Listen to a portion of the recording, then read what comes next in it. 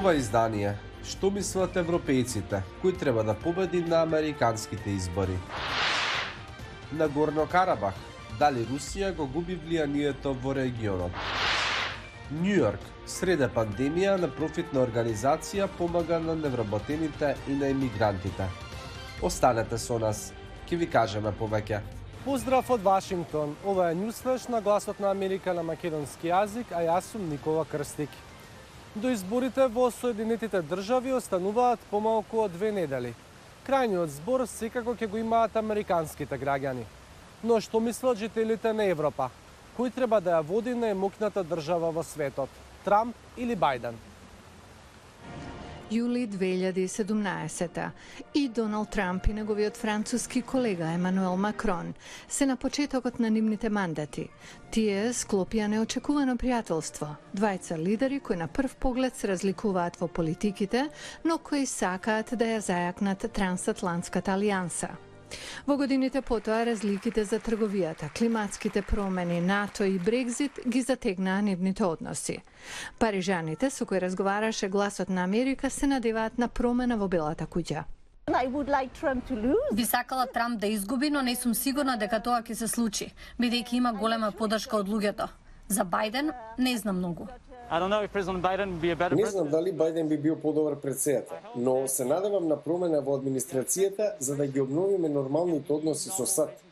Неодамнешна анкета на YouGov покажа дека овие гледишта се пресликани во поголем дел од Западна Европа. Во Франција речиси 2/3 од анкетираните одговориле дека посакуваат Џо Бајден да победи, а на 16% фаворит им е Доналд Трамп. Најголема поддршка за Бајден има во Данска со над 80% наспроти 6% за Трамп. Во Германија над 70% од анкетираните посакуваат победа на Бајден. Се надевам дека ќе добијат нов председател.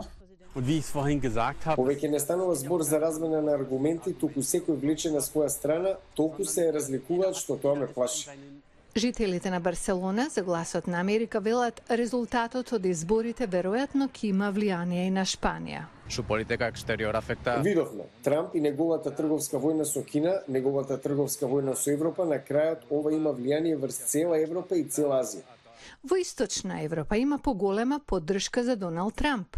Истражување на Пју од 2019 покажа дека повеќе од половина од пољаците имаат позитивно мислење за американскиот председател, највисоко во Европа. Одлуката на Трамп да го зголеми бројот на американските трупи во оваа земја се покажа како популарна.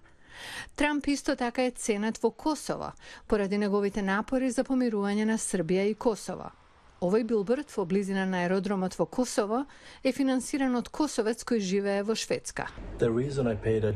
Во чест на американскиот председател, албанците се најпроамерикански луѓе во светот. Кој да победи? Многу европејци веруваат дека резултатот од американските избори ќе има големо влијание и на оваа страна од Атлантикот. Интересот за кампањите расте како што се приближува гласањето на 3 ноември. Нема решение за деценискиот спор во Нагорно Карабах и покрај обидите за посредништво и за постигнување на траен мир. Овој конфликт го тестира традиционалното влијание што го има Русија во регионот. Азербејџан и Арменија соседи во повторен конфликт. Нова генерација на оружје и на гнев ја потикнува најголемата криза во Нагорно Карабах откако конфликтот првпат изби при распаѓањето на Советскиот сојуз пред 3 децении. Луѓето се обидуваат да најдат безбедно место за себе си за да ја избегнат ескалацијата на насилството. И тогаш и сега Москва има улога во сето ова. Додека бројот на загинати продолжува да расте, главниот дипломат на Кремљ посредуваше во постигнување примирие по маратонски разговори кои се одржаа во Москва. Прекин огнот објавен за 12 часот напладне на 10 октомври 2020 поради хуманитарни цели и размена на воени затвореници и други луѓе, како и на телата на загинатите. Мирот траеше помалку од еден ден и ги покажа границите на влијанието на Русија во регионот, во кој порано ја наметнуваше својата волја. Велат познавачите. Што може да направи Русија за Кавказот? Да биде медијатор, но руското посредништво не доведе до ништо.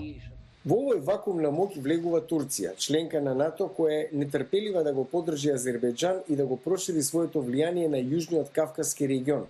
Потезите на Анкара досега не идува на минимален отпор, зашто Кремљ е зафатен со сопствените геополитички и комерцијални амбиции, велат аналитичарите. Русија не може да се конфронтира со Турција, зашто може да ги расипе своите односи со Азербејџан, најголемиот руски партнер на пазарот со нафтоводи и гасоводи. Но ризикот од поголема војна останува. Председателот Путин предупреди дека Русија може да го активира заедничкиот одбранбен пакт со Ерменија, доколку борбите се прошират и надвор од Нагорно Карабах кон територијата на Ерменија. За сега, Москва вели дека приоритет остануваат преговорите кои имаат за цел запирање на борбите. Ова е најново во обидот на Русија да балансира меѓу ерменците и азербејџанците, но според некои влијанието на Кремљ во регионот се повеќе слабе. Њујорк успеа да се справи со првиот бран од коронавирусот, но сега бројките повторно почнаа да растат, па најголемиот град во Соединетите држави се врати кон рестрикциите и ограничувањата. И среде сето ова, една група им помага на имигрантите да се снајдат во новиот живот и да се справат со пандемијата. 32 годишниот Али Ел Беркаи живее во округот Квинс. Се доселил од Мароко во 2018 за да биде со американската сопруга. Уште се прилагодува на новиот свет. Навистина беше тешко на почетокот. Се пријавував за работа на многу места, безуспешно.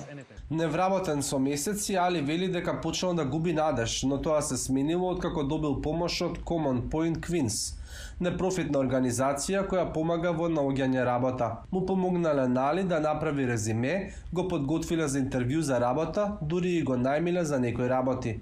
Потоа во март се случи пандемијата со коронавирусот. Пандемијата ги влоши работите. Common Point ги затвори местата на кои работев. Тоа ме погоди финансиски. Но подоцна од Common Point му понудиле работа во дневен престој за деца на здравствени работници кои биле во првите редови на борбата против пандемијата. Тој знае дека имал среќа зашто стапката на невработеност во Њујорк достигна 20%. Официјални лица велат дека имигрантите се особено погодени во Квинс, каде има најголем број недокументирани лица во државата.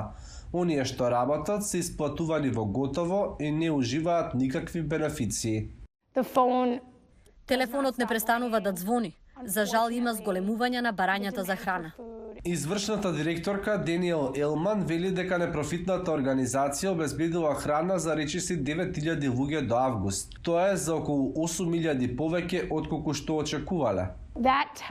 Тоа покажува што се случува во Квинс и зборува за неопходните ресурси кои ни се потребни веднаш, додека работиме на изнаоѓање на подолгорочни решенија. Мора да веруваме дека Њујорк повторно ќе застане на нозе. Порано месецов организацијата во партнерство со Федерацијата на обединети евреи отвори прифатилиште, каде на околу 10.000 квадратни метри се обезбедуваат храна, услуги за наоѓање работа или обука за професии во здравството, технологијата и угостителството. Се обидуваме на клиентот не само да му дадеме работа, туку и да му помогнеме да тргне на успешен пат. Ова прифатилиште очекува да им помогне на 6000 клиенти во првата година, а потоа да отвори други 6 локации за вакви услуги на имигранти како Али. Ми треба план, ми треба нешто потрено да ме стабилизира ако се случи нешто слично како оваа пандемија во иднина. Али се запишал на компјутерски информатички системи и ќе почне со настава подоцна годинава. Тоа е се за ова издание на Newsflash. Следете не и на Facebook, Instagram и Twitter како Глас на Америка на македонски. Поздрав од Вашингтон.